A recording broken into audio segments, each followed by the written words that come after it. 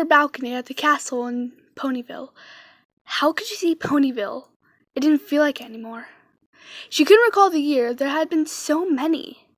She looked at what used to be Sweet Apple Acres, but after Apple Bloom had left, it was taken over by a new family. She couldn't remember their name.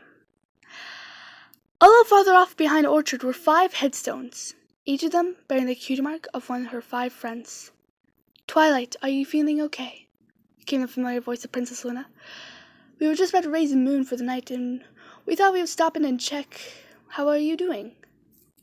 she said as she sat down beside Twilight. "How long has it been, Luna? 10, 100, 1,000 years since they left?" "I've lost track of the years," Twilight said as she drooped her head low. Besides Celestia, Luna was the only one to keep in touch with Twilight. Her sister-in-law, Cadence, has been completely insane after her brother's shining armor has died, and jumped off the top of the Crystal Empire, ending her life. "Twilight, we know it's hard to lose ponies that are important to us. Trust me. But we can't let the past blind us from the future," Luna said with a soothing smile.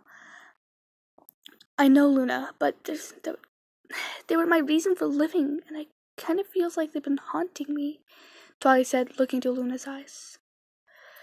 "Twilight, we know it is not our place, but you have truly told them goodbye and let them move on," Luna said, placing a wing on her back. "No!" Twilight snapped, tearing herself from Luna's comfort.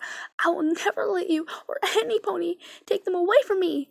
Twilight screamed as tears flowed from her eyes, and she used magic to teleport away.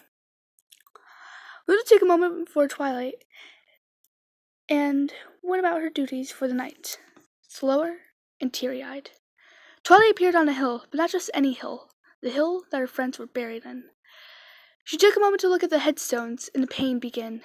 First one of them to leave was Rarity. One day, she had an extremely important order to go be an ambassador for Saudi Arabia. She had stressed every detail for it to get perfect. That night she went to sleep, but never woke.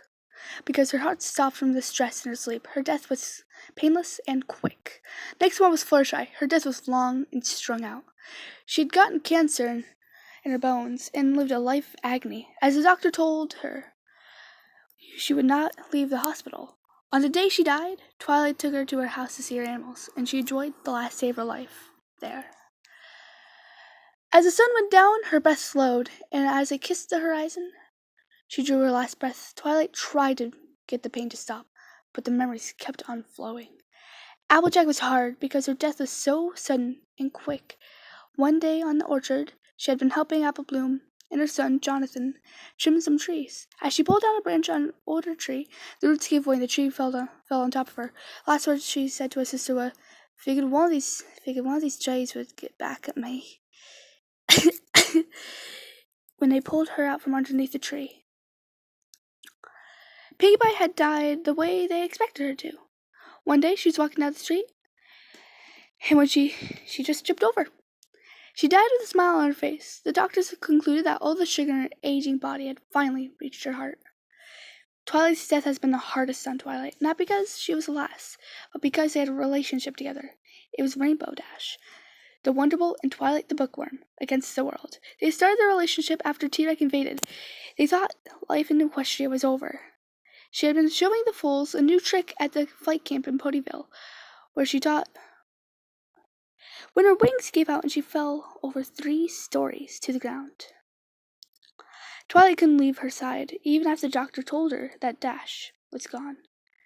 "Twilight," came a voice behind her, and Princess Celestia and Luna were walking up. "We need to talk," Celestia said as they reached Twilight. "I know why you're here, but I'm not ready to let them go yet," Twilight said angrily.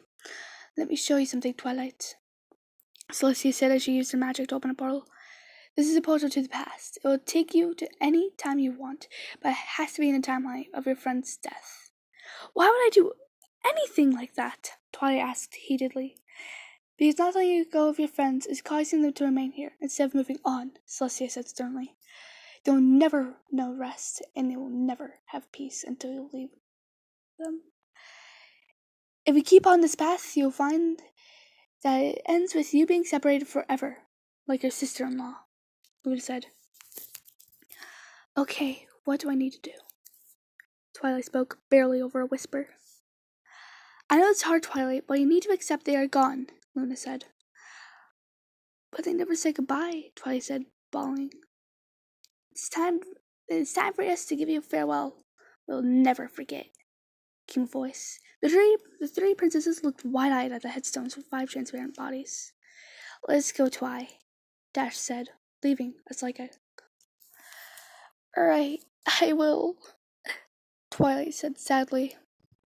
I'm sorry for all the times I failed you, especially this time. I'm proud to say you 5 are my friends, though I'm going to miss you. Twilight choked on more tears.